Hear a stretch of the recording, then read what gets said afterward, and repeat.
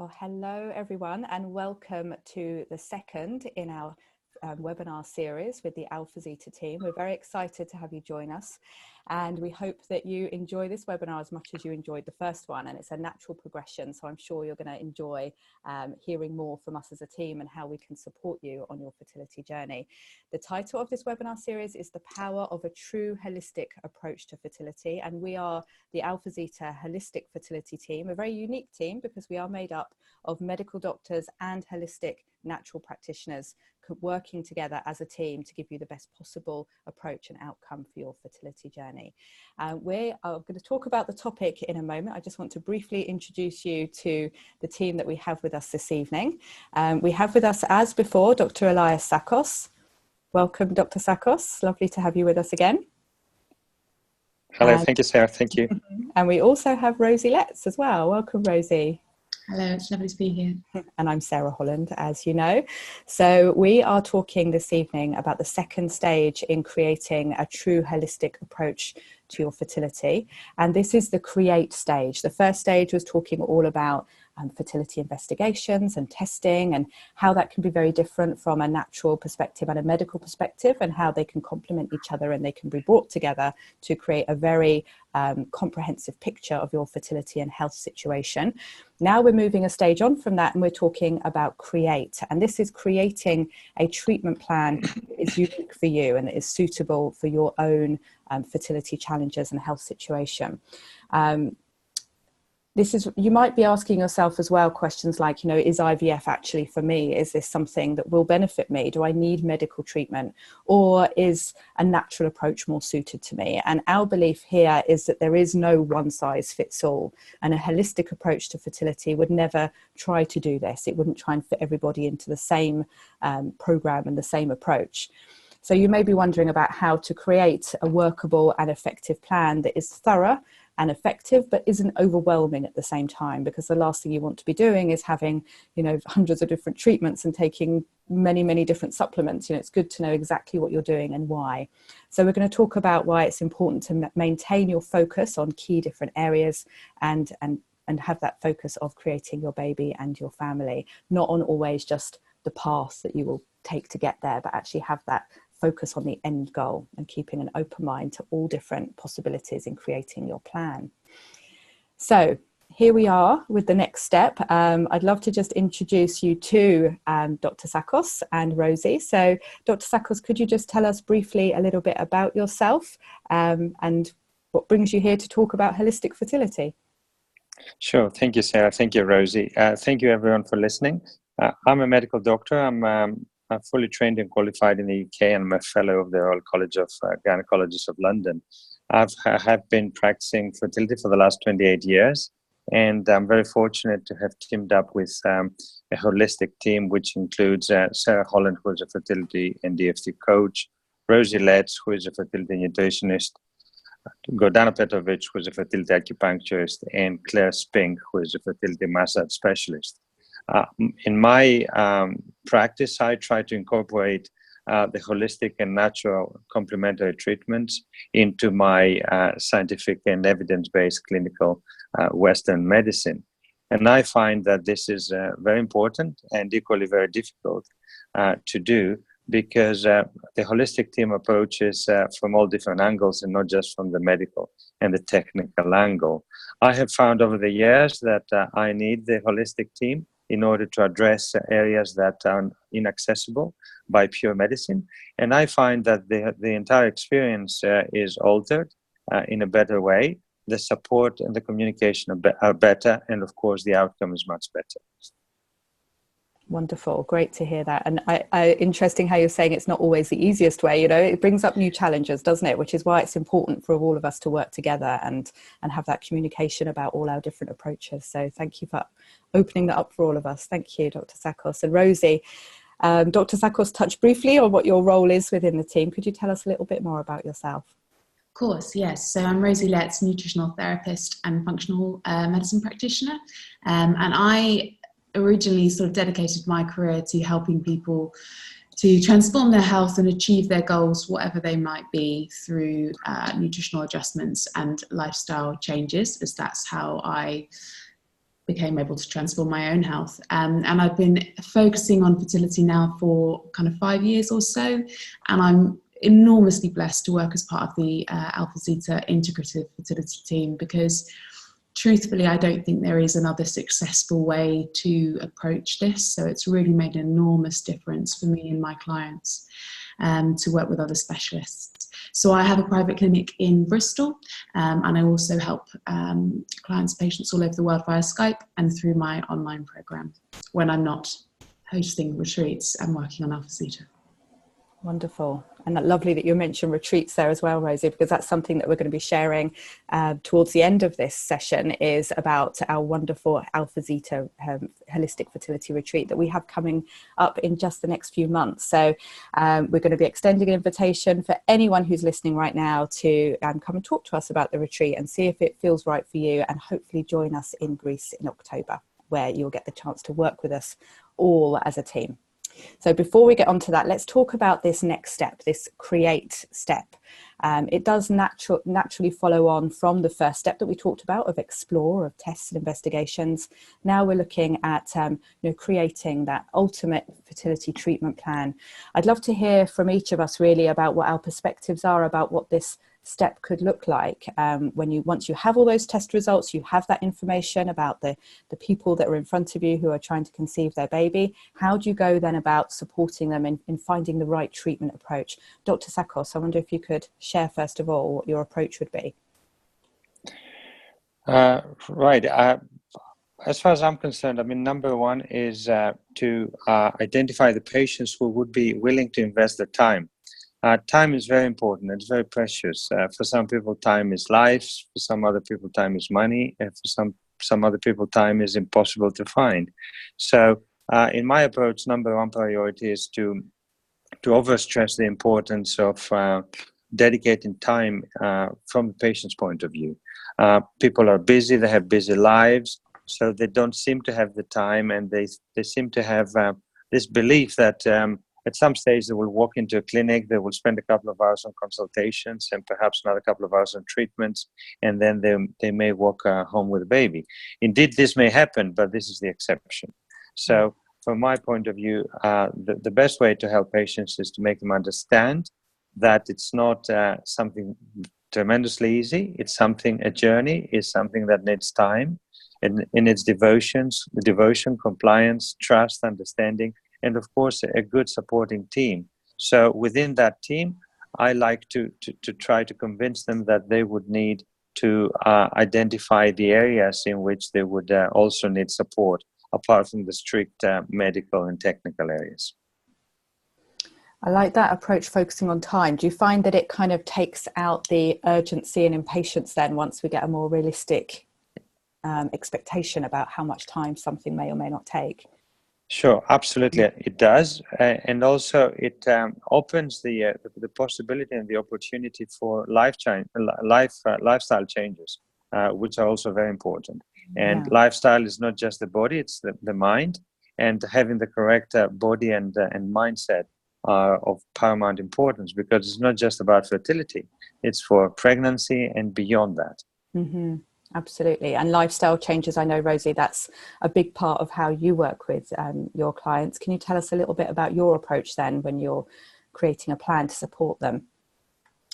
Yeah, so I mean, following on from the previous webinar which is all about sort of diagnostics and identifying imbalances and kind of where to start. For me, testing is almost always where I start, because it's really important for patients and for myself to understand what the key areas that we need to focus on are. And often that isn't hugely clear. It might be clear that someone could do with losing some weight, or there might be, someone's had a poor diet, so some kind of lifestyle change is in order. But using diagnostics to help determine exactly what the imbalances are really helps me when understanding where to start with my interventions. Because functional medicine and nutritional therapy really is all about correcting imbalances at the source. So it might be that we identify specific nutrient deficiencies, which will then need to tailor a dietary protocol in order to correct those in as little time as possible, but obviously it does take some time. Or it might be that we identify a metabolic condition, and that actually, a specific dietary protocol or approach we know through the evidence base will be very, very effective at helping to correct that.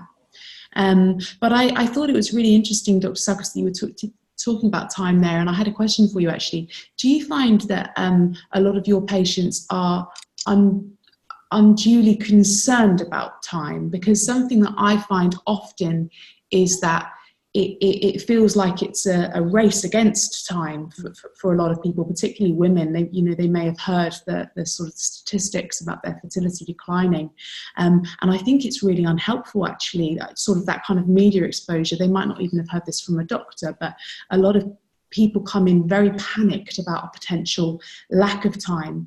And I was wondering whether you find that certain testing, I'm thinking kind of ovarian reserve testing, etc., might help to alleviate that concern, because obviously, as we know, stress is a major factor with fertility as well. Sure, absolutely. Yes, that's true, Rosie. I think it's very important to do some testing and give them some assurance that it's perhaps not a matter of weeks or months, it's maybe a matter of years. But most importantly, I think as doctors, we are mainly people to blame for putting this stress on patients and overstressing the importance of some sort of age limits, like, oh, if you're over 35, your fertility is low, and if you're over 40, your fertility is very low. So there's some arbitrary limits set by us doctors. I think we should take the first steps. We as doctors must take the first steps and take the initiative to relieve that stress from the patients by saying to them that it's better if they wait for 3 or 6 months until they optimize their health, their diet, their stress levels, their micronutrients, as you mentioned. It's better to wait until they optimize their condition before they embark on treatment rather than just race against time. There's no specific test that can specify if 3 months would make a difference or not. Mm-hmm. However, if we dedicate time and if we as doctors resist the temptation to treat them here and now, which many times we're put on this spot, I think then the difference will be huge, not only in terms of success, but most importantly in terms of experience. Mm.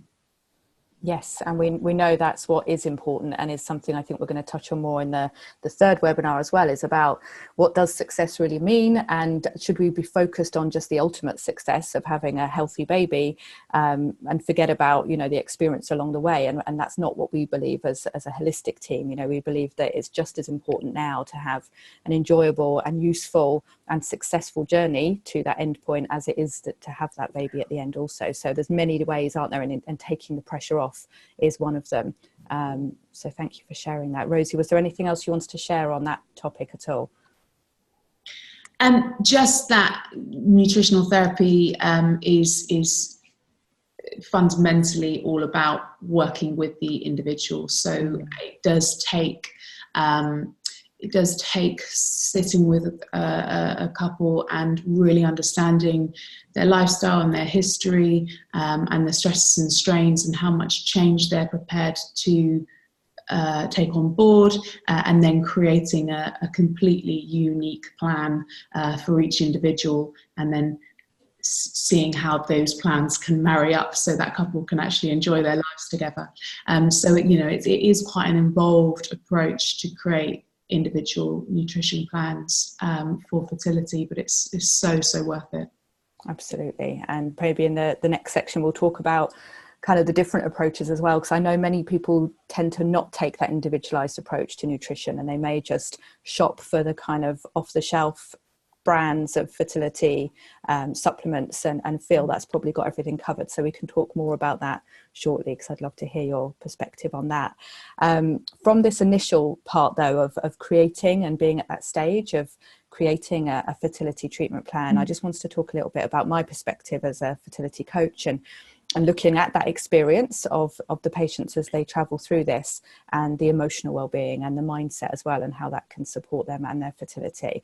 I see it's hugely beneficial if people take this process, and indeed every part of the fertility journey, just one step at a time. You know, they don't try and leap ahead too far, but they take it one step at a time, and obviously getting the results first, and taking time to learn about those results, have an open mind, not be focused on perhaps one way they think they're going to need to conceive their baby, or one way they presume they will, such as I definitely want to use IVF, or I definitely don't want to use IVF. You know, at this stage, keeping an open mind can be hugely beneficial. And I know that isn't always possible. I know people feel very fearful of the unknown. You know, they feel fearful of, what if I do have to have medical treatment? What does that mean? What could the potential side effects be? Or will it actually work or not? You know, it kind of leaps us ahead into the unknown, which can be disconcerting. But what I also believe in, and I'm sure you too, this is exactly how you work with all your fertility patients, is to always ask questions, you know, not to presume that you should know something, or that you have enough information already in which to make decisions and to go ahead with treatment. If anything isn't clear, if you don't understand your test results or the treatment options and ideas that have been given to you, always do ask questions. I know as a team, all of us would absolutely welcome questions, and are very happy to explain things so that we're all on the same side, you know, and we're making decisions together, rather than it feeling like your doctor or your medical team, or indeed your natural fertility team, are just kind of prescribing stuff to you and saying this is the way it should be done. You know, it's really good to make those decisions as a team, and you put yourself as much back in control as you possibly can, and therefore remove fear of the unknown, or what is this all about. So I would advise always, as well as working on those fears, those worries, you know, finding an emotional support approach that works for you, also find a doctor, a clinic, practitioners that you feel truly comfortable with and you feel at ease with, and asking questions to them, and you know, feeling that you're a team together, rather than an us and them kind of situation, which I know sadly some people do feel when they enter that stage of fertility treatments. So Sarah, sorry, I don't want to interrupt, but okay. I think one thing that I see an awful lot and saddens me greatly is that there seems to always be a lot of focus on all the things you mustn't do, particularly with nutrition. You know, you mustn't drink, and you mustn't drink coffee, and you mustn't have milk, and you know, and it almost feels like, oh goodness, this is going to be awful, you know. And so with that, it's more than just food. Now you can't really go out because you're not drinking, and people are going to ask you questions. You can't socialize. You're losing those emotional connections, and now you know, it's just, and even with you know, tracking your cycles, and it can just feel hard, and it really shouldn't. It should feel fun. So one of the things I think is truly important is to try and approach this as an adventure. You know, we're going on this journey, and there's something absolutely phenomenally exciting at the end, and what can we do to enhance this experience and to make the outcome potentially better, you know. So exploring the different food options and treatment options, and finding a coach you love to work with, and finding new things that you can do together, that in my opinion is much better than kind of honing in on the stuff that you mustn't do. But that's kind of the approach that I feel like people are often given.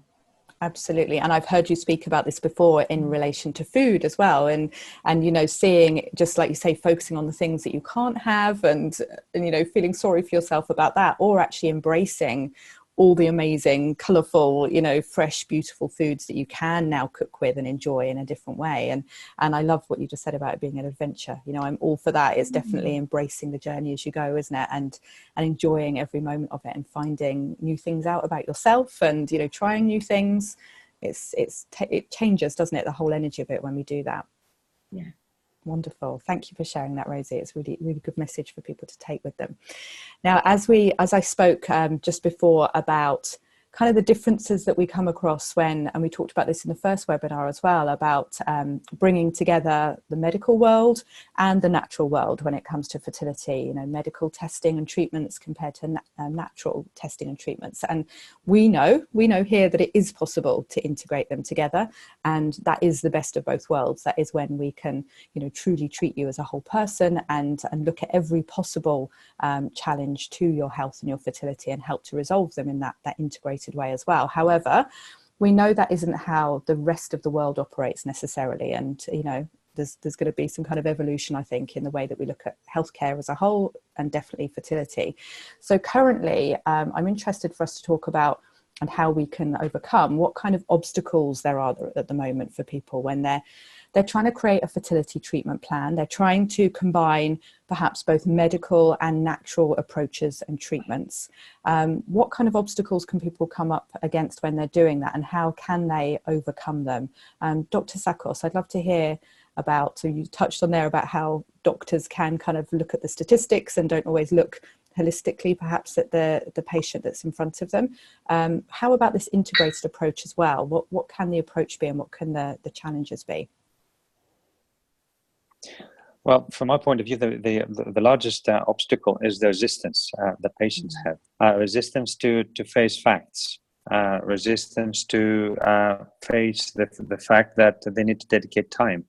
They need to see different people. They need to invest time and resources into addressing facts that and factors that may affect their success. So overall, there's resistance, and you know, naturally, when there's resistance, then it's very difficult to move forward. And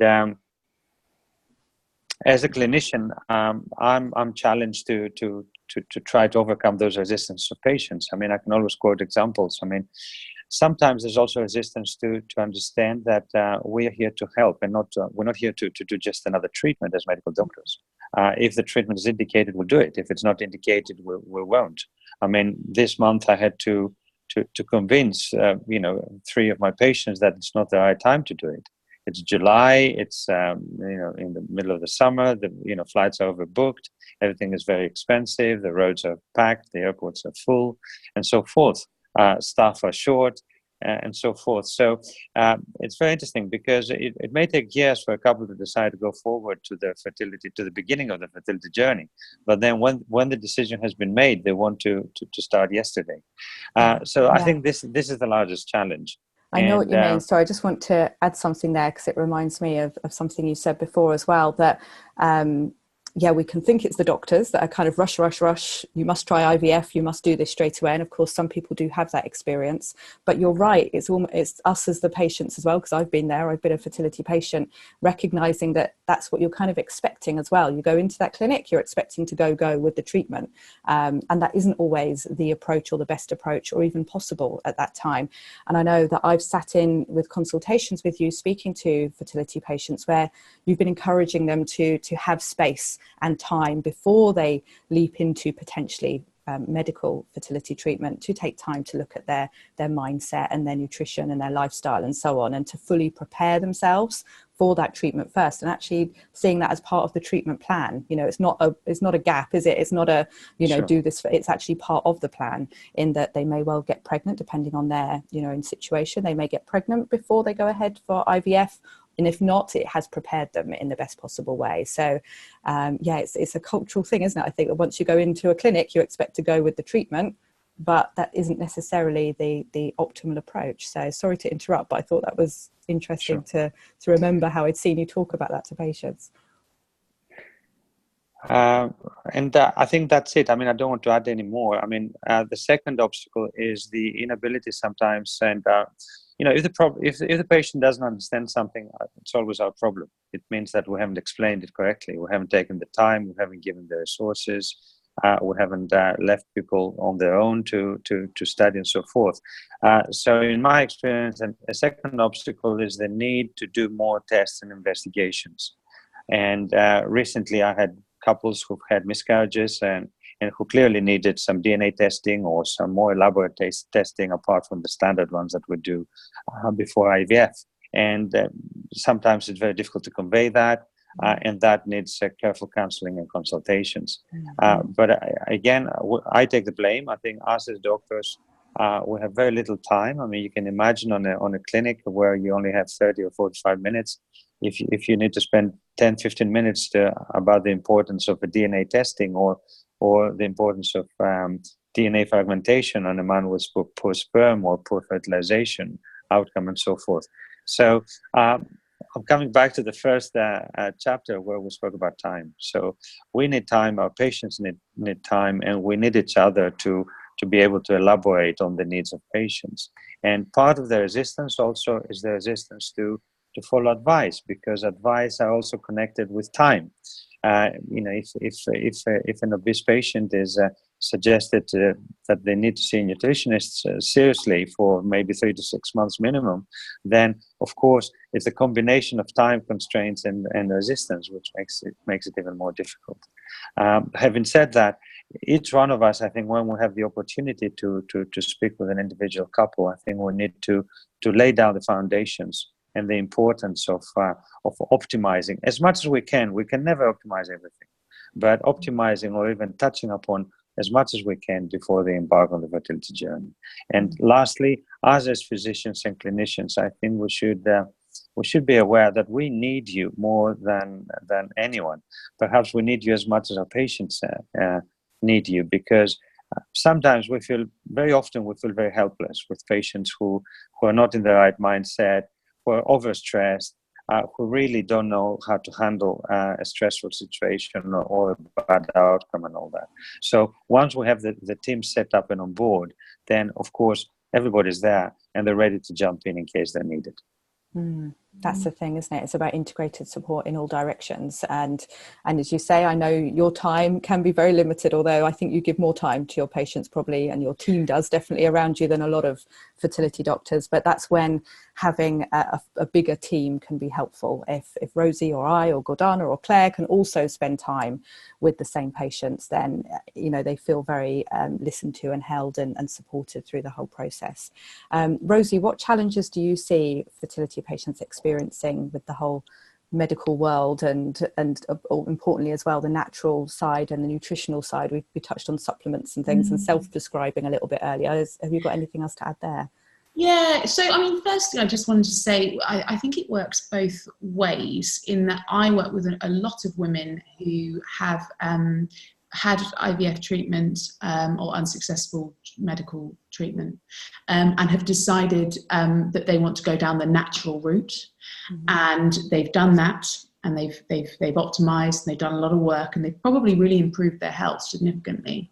But actually now they've got to a point where they really need to go and see a fertility doctor if they're wanting to conceive, because they need advice on the next steps. And I think sometimes it comes from fear, and probably also comes from a slightly kind of old school mentality from other natural health practitioners, that there's a sort of an us and them. But a lot of women definitely, I say women, it's mostly the women who I work with, a lot of people definitely have a real fear about returning to a medicalized approach that they feel it's almost kind of going back, or, turning their back on their natural world. And it's not, it should be integrative. Really, really, it should be everyone working together. So we've explained that. On the supplements, this is a challenge for me, Sarah, as you know, because I get more questions about supplements than anything else. And one thing I've really noticed, particularly in our AlphaZita group and with new clients contacting me, is people want to hear about what supplements they should be taking right now, and they want that far more than for me to do any kind of clinical analysis or investigations, or to actually work on their nutrition. And supplements should be supplementary. Supplements have a place, but without understanding how your body works as a whole, without focusing on your digestion and your hormone systems and how things are being digested and absorbed, and holistic nutrition, without having a proper food plan, supplements are they're throwing money down the drain, quite literally. But I think it's another quick fix that's being kind of promoted because it seems quick and easy, and everyone wants to swallow a pill and get exactly what they want in life. That's why slimming pills are so popular. But also, unfortunately, there's a sort of a dark side, and there's an awful lot of money tied up in the supplement industry. So promoting these kind of lotions and potions, I think, is quite irresponsible. So yeah, I have a bit of a difficult consideration there when people want to know about supplements, and it's good because it's really important that people are taking an interest in their health and what they can be doing at home. But supplements aren't a quick fix. They should be a small part of a very well thought through nutrition program. And people, I don't think, realize they'd save themselves a lot of money and they'd get much better results if they were to work with someone. I agree. It's such. Yeah, if only people were probably wishing if only they could turn back the clock at that stage and think, I've wasted this time following a certain path that I thought would be that quick fix, but actually it's wasted me time and it's wasted me money. And if only I could go back now and do it in a more thorough and individualized way, like you were saying about, individualized treatment and food plans and so on. And we're coming back to time, aren't we? We've got a little bit of a theme going on in today's topic, but it's that urgency, isn't it? That I want that quick fix. I want that instant result. I'm worried that time is running out. And if this supplement is marketed to be everything that I possibly need to optimize mine and my partner's fertility, then I'm going to pay for that and do that quickly rather than pay for a nutritional consultation that may take, hours of consultation and then weeks of implementation and then months of perhaps final results. It seems like popping a pill, like you say, is much quicker and easier. So I'm not sure. I'm wondering if people might be getting a little bit kind of, I just want that quick fix. I want something that will work quickly. And we completely understand that. Oh my goodness, we really do. I've been there myself. And we've all supported between us thousands of patients that we see that urgency and we understand it totally. But I think with the right support and knowledge and understanding and education about why you're taking a certain treatment plan and an approach to your fertility, and it isn't always the fastest one, it does release that fear and that urgency and enables you to feel, more supported and engaged and hopefully then on the right route for you. So I think whilst, the time topic came up early on, I think it's been really important for us to focus on that because I think it can detract away from, really making the most of this approach. And it isn't just about watching these webinars either and, quickly thinking, well, I've watched that, so I'm okay. It's about actually implementing it and changing some things around. So we always invite questions here at AlphaZita. So if any questions have come up about anything that we've discussed here, anything perhaps that you're currently doing on your fertility journey that you're not quite sure if it does feel like the right approach or whether you need to investigate a different area and look at a different treatment plan, we're always willing to talk to you either in our Facebook group at your A to Z Fertility Club. You're very welcome to come over there and talk to the whole team, or if you want to email us directly as well, you're welcome to do that at info@alphazita.com. We do have another wonderful way that you can work with the team though that is again along the theme of time of making time for yourself. What could be better really on your fertility journey than getting off that hamster wheel briefly and setting aside some time, some really precious sacred time to focus on you, to focus on your relationship, on your fertility, on your health, and to do it in the best possible way by being supported by the right people around you. And that's what we'd like to invite you to, which is the very special AlphaZita Fertility Retreat. We're all very much looking forward to it. It's this October in the beautiful retreat of Sani in Halkidiki in Greece. We were there last year and it was just stunning and amazing to work with people in that kind of setting. It's so different from working in a clinic and working online and all the different ways, which of course are effective and wonderful, but this takes it to a whole other level of giving time to yourself and really nurturing yourself. So we would love to invite you to the retreat. We're going to give you a website where you can go and learn some more information, an invitation to speak to us about it. But Rosie, I know Dr. Sakos and I talked a little bit about the retreat last time. Rosie, I'd love to hear from you as well. What's special about the AlphaZita retreat for you? Why do you think people should come? What's it going to give them? Where do you begin? question about the AlphaZita retreat. Look, one of the reasons that people often want to go away for fertility treatment is because it takes you away from the day-to-day, and it gives you that opportunity to focus on yourselves and your relationship and what you want for the future. And I believe that to go somewhere as kind of truly magical as Sani, it really is an incredibly special place.